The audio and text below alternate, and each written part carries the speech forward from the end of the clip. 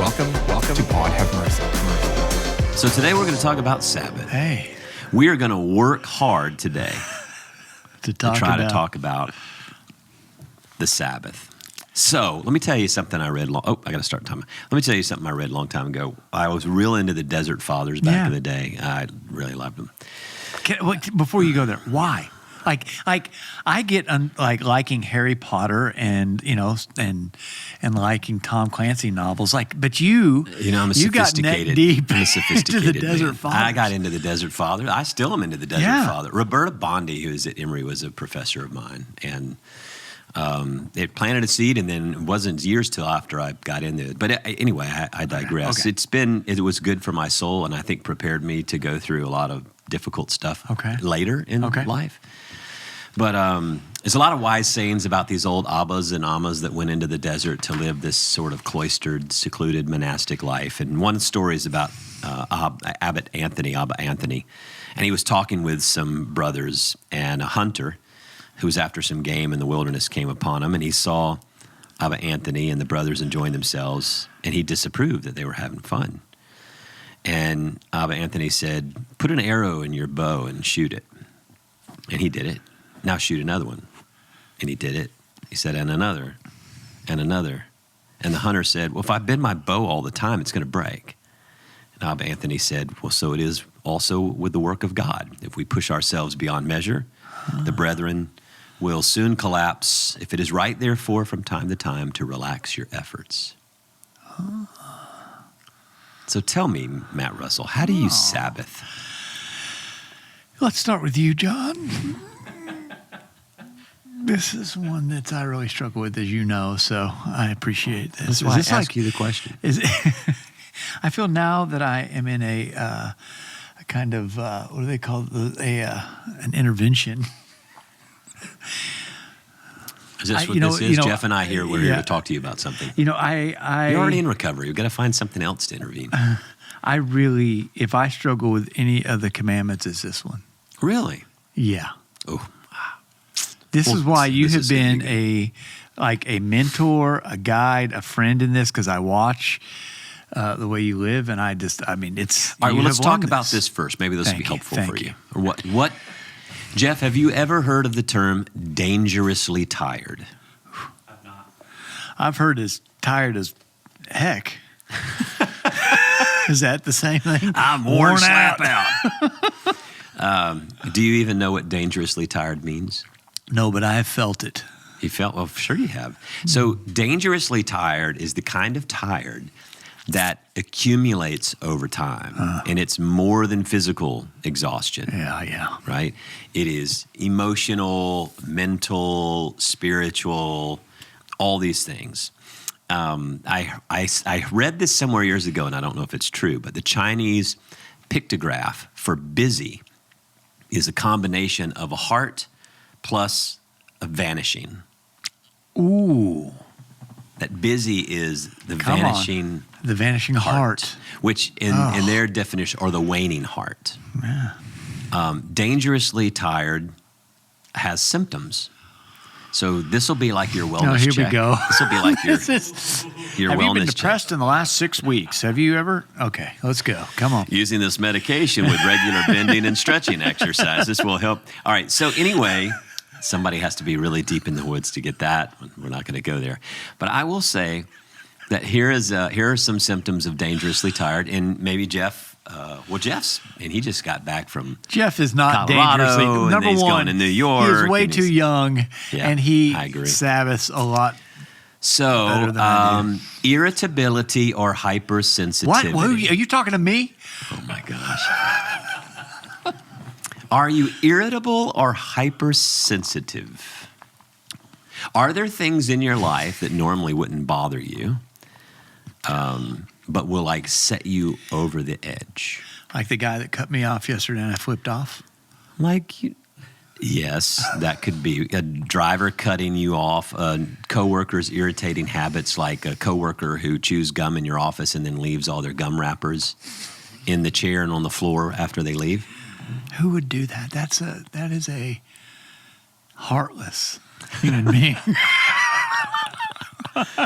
Irritability, hypersensitivity. Do you have that? Ever? Sometimes, yeah.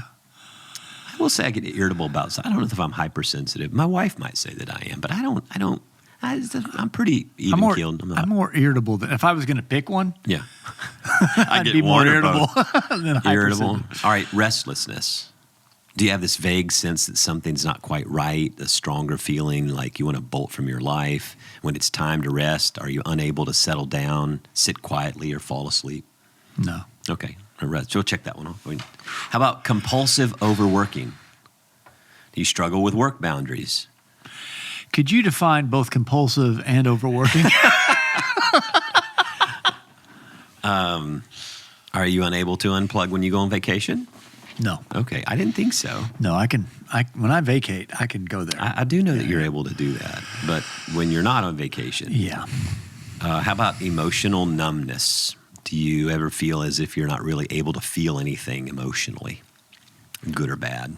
No, I'm okay with that. What? These are all symptoms of dangerously tired. How about escapist behaviors? You find yourself succumbing to escapist behaviors, compulsive eating, compulsive drinking, substance abuse, spending money, television, pornography, surfing, the internet. The internet. Any of these things. These are escapist behaviors. You know what, Mike? I had to talk to my sponsor about this actually. Okay. For like maybe 6 months ago, I talked to Geoff about this too. I would get on Zillow and just look at houses everywhere else that I wanted to live. Everywhere else but here. Yeah, anywhere but here. And I would say, somewhere on a lake or somewhere in a mountain, and I would just. And it got to be a problem because I started just envisioning. I was just escaping on these websites that had, And so my sponsor said, "You need to quit doing that. It's wasting a lot of time." The only time I ever do that is when the lotto gets up to like $1 billion. Oh. And I have these dreams about winning it and what I would do. But the only problem with that is I never buy a lotto ticket. You just look at the just when it gets to be $1 billion, I'm like, man, I wonder what it would be like to have $700 million. Then you just kind of escape in that thought for a while. Yeah, and I just kind of like. Do you take me with you there? Do I get any of that? No, I would take you. What's our cut? Our cut? I would share. I would share with you all. Not the money, but I would share experiences. I would share the experience. My journaling, I'll share it. Anyway, feeling if you feel like you don't have energy to choose activities that are life-giving or healthy, those sorts of things, escapist. Do you feel as if you are not able to attend to human needs? You don't have time to take care of basic human needs, exercise, eating right, sleeping right, going to the doctor, those sorts of things. Do you feel like your most important relationships with family and friends are routinely being shortchanged? Another symptom of dangerously tired is hoarding energy.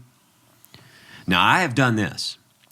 I think of hoarding energy. Do you have inner experience that you always feel threatened, exposing yourself to additional people, situations that will take your last bit of energy? Have you ever been to, this is a preacher thing maybe, I'm not sure if other people do it. I go to the grocery store, I look down the aisle, I see someone that I know, who's also someone that I know is going to like talk to me. Acknowledge my presence. And I skip the row. You just abandon your cart and you go home? I go hide in the wine section until it clears out. Have you ever done that? I haven't. Well, no, that's not true. I do that sometimes. I used to never do it. I do it more now, I think. Yeah. I think after you preach or after you teach. No, this is just on Tuesdays. Oh, okay. Also, a sign of dangerously tired is slippage of your spiritual practices. Oh, yeah. Or slipping of practices that are life-giving to you. Yeah. All right.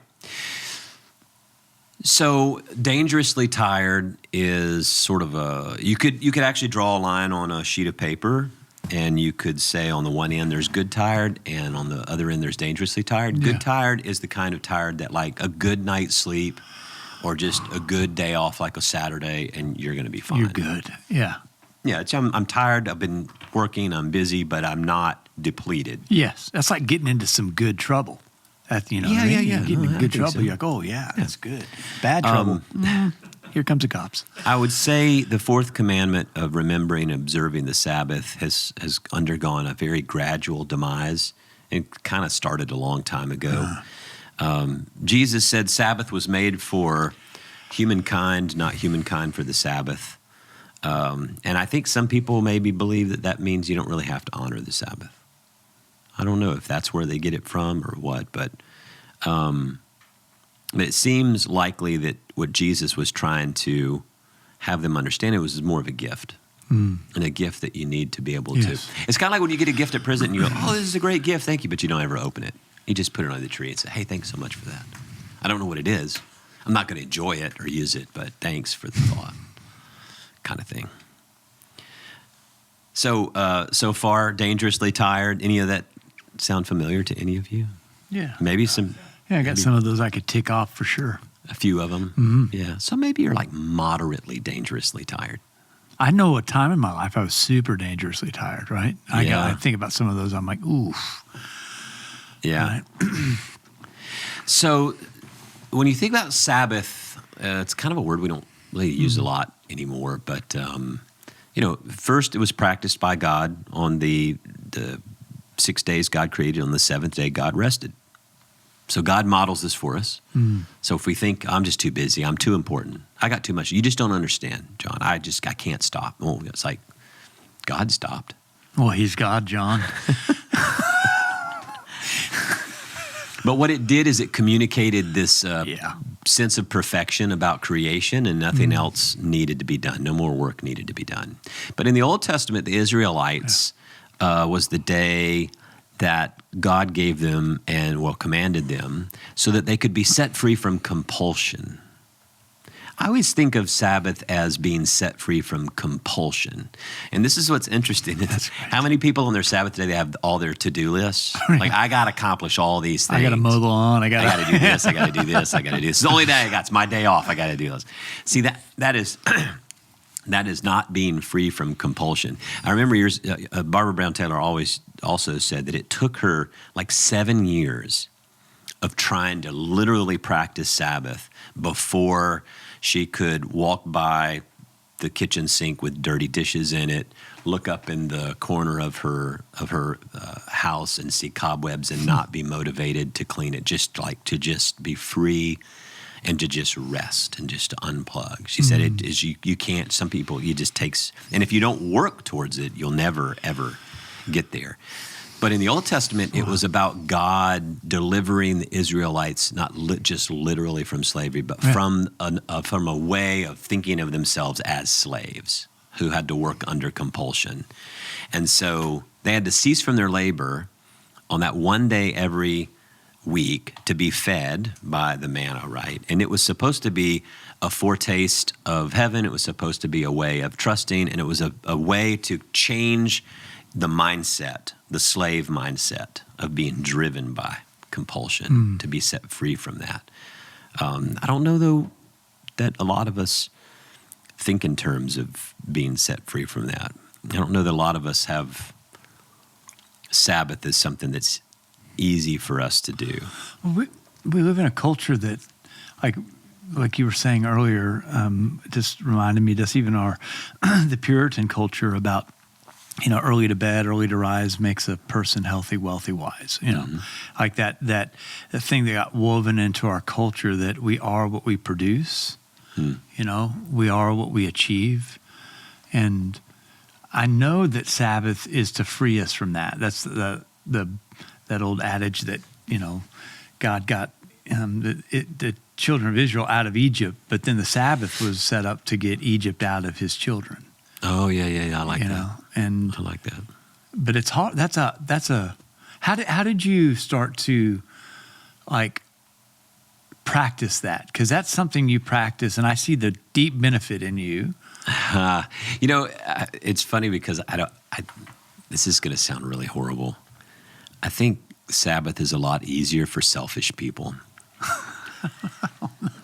That's not true.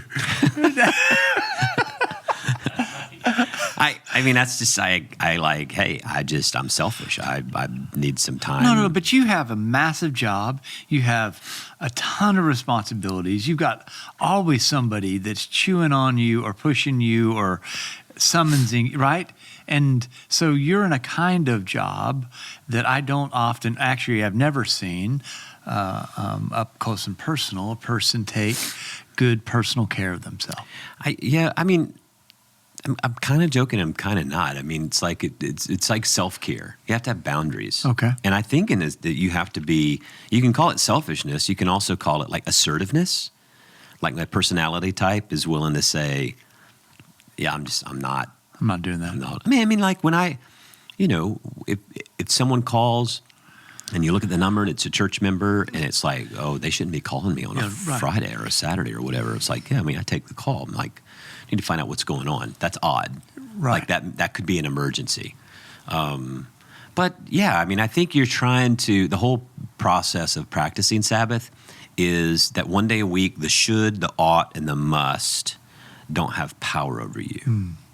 I think that's the thing that we have to really, that's what Sabbath teaches you, is to get away from the dollar, the superego, the clock, and just know that God's making the world go.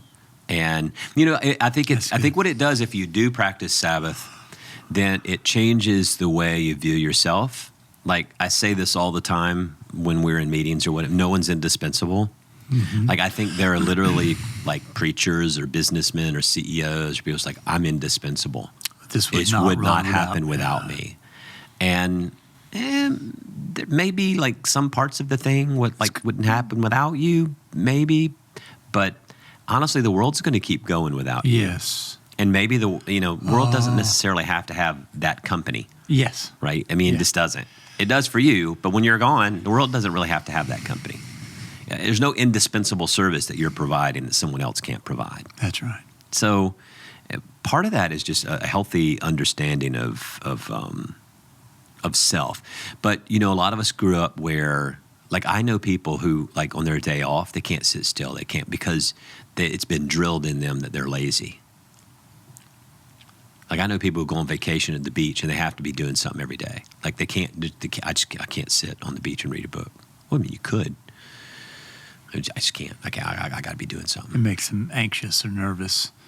It makes me anxious when I go on vacation with like family members and we're like sitting and like they're working the whole time. I was like, "Can you just sit down?" And it's like, "No, I got stuff to do. I got a long list of things." You're on vacation. No. There you go. I think it makes a huge difference in your life. It's a spiritual discipline. It shapes you. It forms you. That's one of the reasons why God gives it to us, to remember and observe it, because as you said, the Israelites were not allowed to take a day off as slaves, but free people can take a day off. So you have to ask yourself, am I a slave or free? And so part of that rhythm of Sabbath was the Israelites remembering God brought us out of slavery. It was a remembrance of their key sense of identity, and that now no one has dominion over me anymore. So it's kind of a recurring testimony against the drudgery of slavery. Yeah, I remember, is it Brueggemann or Abraham Heschel talks about it being a resistance, like it's a resistance against the tyranny of all the stuff that chews on you. Yeah. 6 days a week. And yeah. And you're saying, which makes sense, if you don't do that, then you get into that, what's that, tiredness? Dangerously tired. Dangerously tired. Yeah, I think the other thing it does, it creates margin in your life. I remember Andy Stanley told this image, like you think about a white sheet of paper, and like when you do your doctoral project or whatever, you have to go by the Chicago Manual of Style or whatever. It has to be double spaced and so much margins and so much from the top. And so it looks like a lot of white paper. Yep.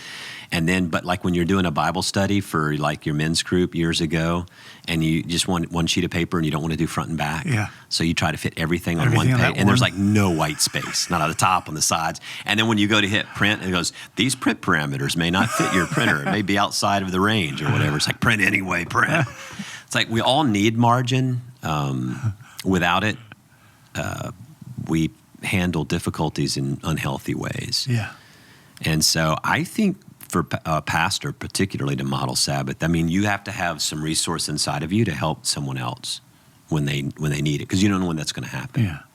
Because it usually comes when you're not expecting it. It's also like I read years and years and years ago about, it was actually the agricultural school from like Nebraska or Wisconsin or some rural Kansas, I don't remember. And it was about drilling wells. It was some article that I stumbled across, and it was not a religious article, whatever. It was just talking about how the depth of a well dug depends on the surface. So if you're out in the rural areas and it's lots of farmland, you can dig a shallow well. The water is clean, right? If you have the water table there. But if you're in like a city, you have to dig much, much deeper because the water has to like cleanse itself to go down. And to get clean water, you got to go a lot deeper. And it's like we live in our lives sometimes are like living in the city with all the smog and the asphalt and the debris. Yeah. And it's like we don't dig deep enough. So the water we're pulling up is still contaminated a bit. And that's our resource. Like, what resource do you have to live into this day or this relationship? Wow. I see that a lot in marriages. Like, people don't do enough of their own self-work and their own cultivation 100%. To make sure they're healthy. And then when they both are not doing that work and then they have a conflict, the only resource they have is contaminated spirituality water. And then it gets crossways into each other. And like, I've seen a lot of marriages fall apart because of that. And I think it goes back to margins. Is the core of Sabbath, like one of the things that comes up for me in this is that is this whole notion of trust. Like, will I trust something other than besides what I can produce and push forward, right? Like, at the core of this for me always feels like there's something that's summoning me to trust deeper, and that Sabbath is where I practice trust. I can say I trust God, but if I'm working nonstop, then really I'm trusting my effort. Yeah, there is a lack of trust. There's a lack of control. There's also control. Control, yeah. Like, this is not going to happen without me. Yeah. I'm vital to this. I'm required for this kind of thing.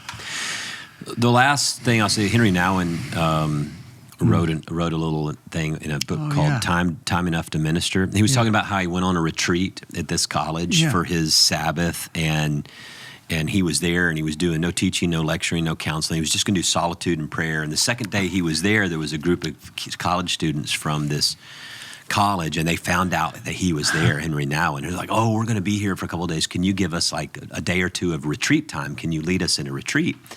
And, of course, he's at this monastery, and he's like, well, this is not my decision. I have to talk to the abbot. And in his mind, he's thinking, I came here to get away from school and to get away from students, and I don't, So he goes to, and they're like, oh, we just want 5 meditations. He's like, that's a lot of time, a lot of energy from mine.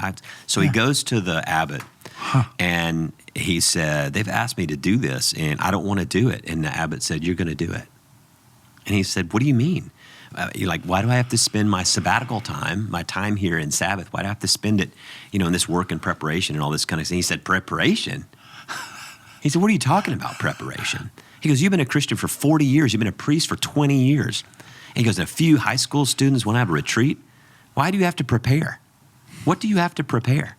He's like, what those boys and girls want out of you is just to be a part of your life in God for a couple of days. And if you pray half an hour in the morning and sing in choir for an hour and do your spiritual reading, you're going to have way more stuff than you can say in 10 sessions while you're here at the monastery.